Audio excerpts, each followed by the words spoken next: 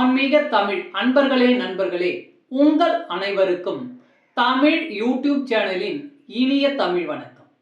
தாய்மொழியால் இணைவோம், தாய்மொழியை வளர்ப்போம். வாழ்க தமிழ், வளர்க தமிழ். இரவு நேரம் மலையோரத்தில் அழகான குடிசை வீடு. அந்த வீட்டில் பெட்ரோமாக்ஸ் விளக்கு சுடர்விட்டு எரிந்து கொண்டிருந்தது. அதன் வெளிச்சம் வீடு முழுவதும் நிறைந்திருந்தது.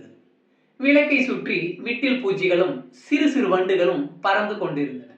விளக்கு பிரகாசமாக சுடர்விட்டு கொண்டிருந்தது. அப்பொழுது அங்கு வந்த எலி விளக்கை பார்த்து, விளக்கே, நீ சுடர்விட்டு எரிவதால் தான் இந்த இடமே வெளிச்சமாக இருக்கிறது.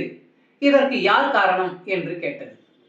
விளக்கு பக்கத்தில் இருந்த தீப்பெட்டி, நான் தான் காரணம், நான் தான் இந்த விளக்கை பற்ற வைத்தேன், நான் இல்லாவிட்டால் ஏது இந்த வெளிச்சம் என்றது. இல்லை இல்லை, விளக்கு எரிய நான் தான் காரணம், ஏனென்றால் நான் தான் விளக்கெரிய எண்ணெயை இழுத்து கொடுக்கிறேன் என்றது திரி.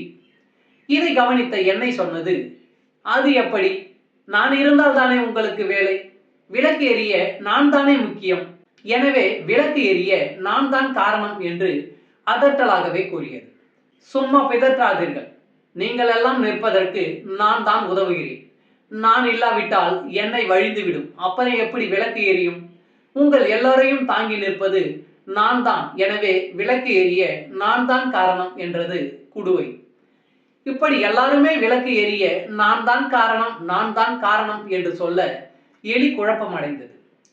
இதையெல்லாம் மரத்தின் மீது இருந்து பார்த்து கொண்டிருந்த புறா, எலியே, நீ நாளைக்கு காலையில் வா, விளக்கு எரிய யார் காரணம் என்று சொல்கிறேன் என்றது. மறுநாள் காலை அந்த வீட்டுக்காரர் விளக்கை கழற்றி துடைத்து வெயிலில் காய வைத்திருந்தார். தீப்பெட்டி, திரி, எண்ணெய், குடுவை யாவும் தனித்தனியாக கிடந்தன. எலியும் புறாவும் வந்தன. தனித்தனியாக கிடந்த தீப்பெட்டி, திரி, எண்ணெய், குடுவை இவற்றை பார்த்து புறா, உங்களில் யாரால் தனியாக இப்பொழுது விளக்கை எரிய வைக்க முடியுமோ அவங்க முன்னாடி வரலாம் என சொன்னது. 4 பேரும் திரு திருவென முழித்தனர். நீங்கள் 4 பேரும் ஒற்றுமையாக இருந்தால்தான் விளக்கு எரியும், உங்களில் ஒருவர் இல்லை என்றால் கூட விளக்கு எரியாது என்றது புறா. உண்மைதான், குடும்ப வாழ்க்கையும் அப்படித்தான். ஒருத்தரை ஒருத்தர் சார்ந்திருப்பதுதான் குடும்பம்.